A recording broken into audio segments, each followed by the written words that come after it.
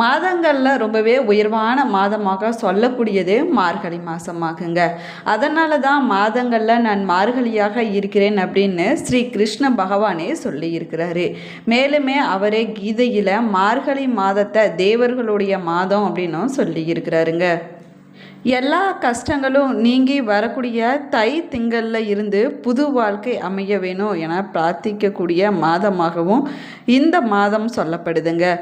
மார்கழி மாதத்தில் வரக்கூடிய 30 நாட்களும் பாவை விரதம் இருந்து ஆண்டாள் பெருமாளை மணவாளனாக ஏற்றுக்கொண்டாங்க. இதிலிருந்து அந்த மாதத்தோட பெருமையை நம்மளால் உணர முடியுங்க. அப்படிப்பட்ட அற்புதமான மார்கழி மாதத்தில் நம்ம அதிகாலையில் இருந்துருது கோலம் போட்டு அதில் சாணத்தால் பிள்ளையார் பிடித்து வைத்து கோலத்தை பூக்களால் அலங்காரம் செய்து மார்கழியை நம்ம வரவேற்க வேணுங்க. அப்படிப்பட்ட மார்கழி மாதத்துக்கு அப்படி என்னதான் விசேஷம் இருக்கிறது, மார்கழி மாதத்தில் நம்ம ஏன் கோலம் போட வேணும்னு சொல்கிறாங்க என்பதை பற்றி விரிவாக இந்த பதிவில் பார்க்கலாங்க. வீடியோவை ஸ்கிப் பண்ணாமல் முழுசாக பாருங்கள். நம்ம சேனலை இப்போ தான் ஃபர்ஸ்ட் டைம் பார்த்துட்டு இருக்கிறீங்க அப்படின்னா நம்ம சேனலை சப்ஸ்கிரைப் பண்ணலன்னா சப்ஸ்கிரைப் பண்ணிக்கோங்க. கூடவே இருக்கிற பெல் ஐக்கானையும் ப்ரெஸ் பண்ணிக்கோங்க. வீட்டில் எப்பயுமே சண்டையும் சச்சரவுமாக இருக்குதா, உங்களுக்கு ஒரு விதமான மன அழுத்தமாகவே இருந்து கொண்டு இருக்குதா, திருமண வரன் கைகூடுற மாதிரி தள்ளி கொண்டே போயிருக்குதா, இது போன்ற பிரச்சனைகளுக்கு இந்த வீடியோவுக்கு கீழே டிஸ்கிரிப்ஷனில் வராகியம்மன் ஜோதிட நிலையத்தோட தொலைபேசி எண் கொடுத்துருக்கிறேன். இந்த எண்ணுக்கு தொடர்பு கொண்டு பேசி பாருங்க, உங்கள் பிரச்சனைகளுக்கு சரியான தீர்வு கிடைக்குங்க. வாங்க வீடியோக்குள்ளே போகலாம். உங்களுக்கு பெருமாள் பிடிக்கும் அப்படின்னா ஓம் நமோ நாராயணாய என்ற வாசகத்தை மறக்காமல் கமெண்ட் பாக்ஸில் 3 முறை பதிவிடுங்க. அதோடு உங்களுடைய குல தெய்வத்துடைய பெயரையும் இஷ்ட தெய்வத்துடைய பெயரையும் மறக்காமல் கமெண்ட் பாக்ஸில் கமெண்ட் பண்ணுங்கள். ஆடியில் அம்மனுக்கும் புரட்டாசியில் பெருமாளுக்கும் மார்கழியில் அனைத்து தெய்வங்களுக்கும் என மாதத்திற்கு ஒரு தெய்வம் என வழிபட சொல்லியிருக்கிறாங்க நம்முடைய முன்னோர்கள். மார்கழி மாதம் அப்படின்னாலே நம்முடைய எல்லோருடைய நினைவுக்கு வரக்கூடியது குளிர் தாங்க. கோவில்களில் அதிகாலையில் நடைபெறக்கூடிய பூஜைகள் மற்றும் அதிகாலையில் இருந்து வாசலில் கோலம் போடக்கூடிய பெண்கள் இவங்க தாங்க நம்முடைய ஞாபகத்துக்கு வருவாங்க.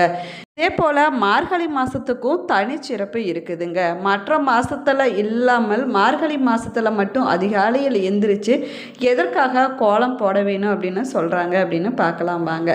மார்கழி மாதத்திற்கும் வண்ணமாக கோலம் போட வேணும் அப்படிங்கிறது இரண்டையுமே பிரிக்க முடியாதுங்க. அதிகாலை நேரத்தில் எந்திரிச்சு, அதாவது பிரம்ம முகூர்த்த நேரத்தில் பெண்கள் எல்லாம் எந்திரிச்சு வீட்டு வாசலில் அழகான கோலங்களை போடுவாங்க.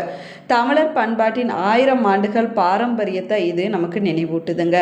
கோலம் போடக்கூடிய பழக்கம் சங்ககால இலக்கியங்கள் முதல் 13ஆம் நூற்றாண்டு கல்வெட்டுகள் வரை பல இடங்களில் குறிப்பிடப்பட்டிருக்குது அப்படின்னும் சொல்லப்படுது. இந்த ஒரு பண்பாட்டின் பின்னாடி எத்தனை ஆன்மீக அறிவியல் காரணங்கள் இருக்குது அப்படின்னு பார்க்கலாம் வாங்க. மார்கழி மாதத்தில் பெண்கள் எல்லாம் பார்த்திங்கன்னா அதிகாலையில் எழுந்திரிச்சு குளித்து விட்டு வீட்டு வாசலில் பல வண்ணங்களில் கோலம் போடுவாங்க. மார்கழி மாதத்திற்கே உரிய தனிச்சிறப்பாகவும் இது சொல்லப்படுதுங்க. இந்த மாதத்தில் பல பகுதிகளில் கோல போட்டிகளானது நடத்தப்படுவது வழக்கமாகுங்க.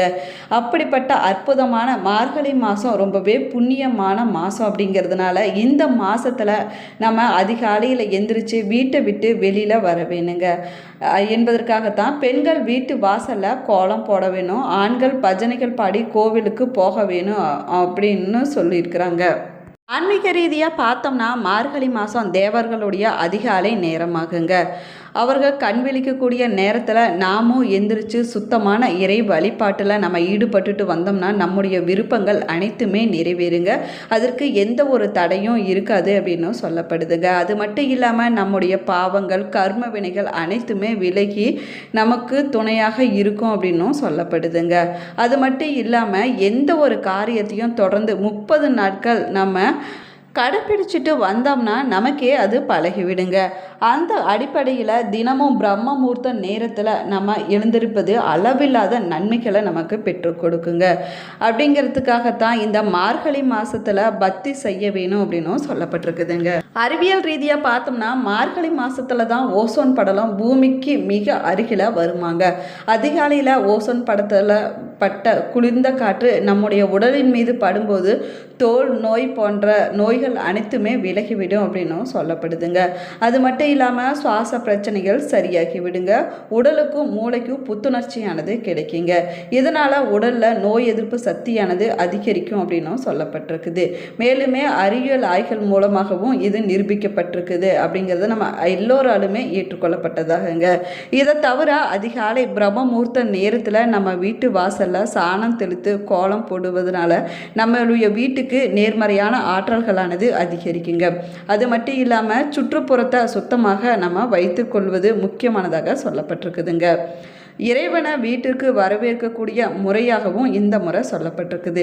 சாணம் தெளித்தால் கிருமிகள் அனைத்துமே அழிந்து விடுங்க. தரை சுத்தமாகிவிடும். சூழலானது புனிதமாகி விடுங்க. அரிசி மாவால் நம்ம கோலம் போடுவதால் எறும்புகள் மற்றும் பறவைகள் போன்ற உயிரினங்களுக்கு உணவளித்த புண்ணிய பலனானது நமக்கு கிடைக்கும் அப்படின்னு சொல்லப்படுதுங்க. மேலுமே மார்கழியில் அதிகாலையில் நம்ம எந்திரிச்சு பெண்கள் எல்லாம் கோலம் போடுவதால் மனதை ஒருமுகப்படுத்த முடியுங்க. நினைவாற்றலானது அதிகரிக்குங்க. உடல் மனம் புத்துணர்ச்சி அடையும் அப்படின்னு சொல்லப்பட்டிருக்குது. அதே போல குளிர்ந்த தோற்கடித்து ஆரோக்கியத்தை மேம்படுத்துங்க. சிக்கி கோலங்கள் வெறும் கோடுகள் இல்லைங்க, அது கணித வடிவமைப்பு ஆகுங்க. சுருள் மற்றும் புள்ளி கணித கோட்பாடுகள்னு உடைய வெளிப்பாடு அப்படின்னும் சொல்லப்பட்டிருக்குது. இப்படிப்பட்ட அற்புதமான மார்கழி மாதத்தில் பெண்கள் அதிகாலைகளில் எந்திரிச்சு கோலம் போடுவதால் பெண்களுடைய புத்தி கூர்மை மற்றும் கவன செலுத்துதலை வளர்க்குதுங்க. வீட்டிற்கு வரக்கூடிய லட்சுமி கடாட்சமானது வாசலில் இருக்கக்கூடிய கோலம்தாங்க. இது வீட்டிற்கு மங்களத்தை தரும் அப்படின்னு சொல்லப்படுது. எதிர்மறையான ஆற்றல்களை தடுத்து நிறுத்துங்க. செல்வத்தை ஈர்க்கக்கூடிய ஆற்றலை உருவாக்குங்க. நம்ம வீட்டு வாசலில் கோலம் போட்ட பின்னாடி நம்ம வீட்டு நிலைவாசலில் குறைஞ்சது 2 அகல் விளக்கு தீபத்தையாவது நம்ம ஏற்றி வைத்து வழிபாடு செய்ய வேணுங்க. அந்த அகல் விளக்கில் பசுனை ஊற்றி நம்ம வழிபாடு செய்யலாங்க. அதே போல் தாமரை தண்டு திரி போட்டும் பஞ்சு திரி போட்டு 2ஐயுமே இணைத்து கூட நம்ம தீபம் ஏற்றி வழிபடுவது ரொம்பவே சிறப்பானதாகுங்க. அந்த அகல் விளக்கில் ஊற்றிய நெய்யுக்குள்ளார பிரியாணிக்கு நீங்கள் பயன்படுத்தக்கூடிய அன்னாச்சிப்பூ இலை ஒன்றையும் போட்டு நீங்கள் விளக்கேற்றி வழிபடுவது சிறப்பானதாகுங்க. அதற்கு பிறகு வாசலில் கோலத்திற்கு பக்கத்தில் இல்லைன்னா நிலைவாசலுக்கு பக்கத்தில் சந்தன ஊதி பத்திகளை நீங்கள் ஏற்றி வைக்கலாங்க. இது ராகுவுடைய அடையாளமாகுங்க. இப்படி செய்து நீங்கள் வழிபட்டீங்க அப்படின்னா உங்களுடைய வீட்டுக்கு மகாலட்சுமி தேவி விரும்பி வருவாங்க அப்படின்னு ஐதீகமாக சொல்லப்படுதுங்க. குளிர்காலத்துடைய ஆரம்ப காலமாக சொல்லக்கூடிய மார்கழி மாதத்தில் தாங்க பெருமாளுக்குரிய வைகுண்ட ஏகாதசி விழாவும் சிவனுக்குரிய ஆருத்ரா தரிசன விழாவும் நடத்தப்படுது.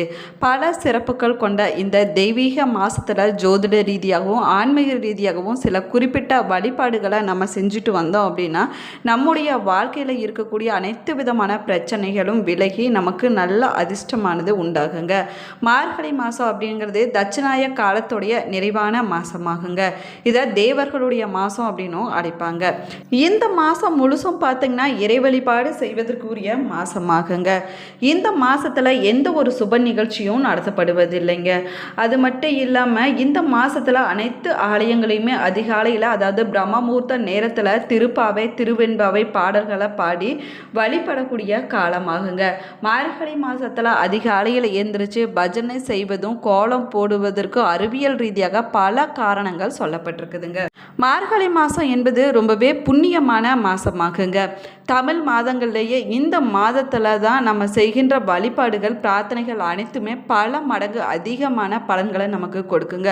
மார்கழியில் செய்யக்கூடிய வழிபாடுகள் ரொம்பவே சிறப்பு வாய்ந்ததாகுங்க. மார்கழின்னு 30 நாட்களும் ஒரே ஒரு வழிபாட்டை நம்முடைய வீட்டில் தவறாமல் செஞ்சுட்டு வந்தோம் அப்படின்னா நம்முடைய வாழ்க்கையிலையும் வீட்டிலையும் இருக்கக்கூடிய அனைத்து விதமான கஷ்டங்களும் விலகிவிடுங்க. அது மட்டும் இல்லாமல் வளர்ச்சியும் மலர்ச்சியும் ஏற்படும் அப்படின்னு சொல்லப்படுதுங்க. ரொம்ப எளிமையான இந்த வழிபாட்டை நம்ம செஞ்சுட்டு வருவதனால பல புண்ணியங்கள் நமக்கு கிடைக்குங்க.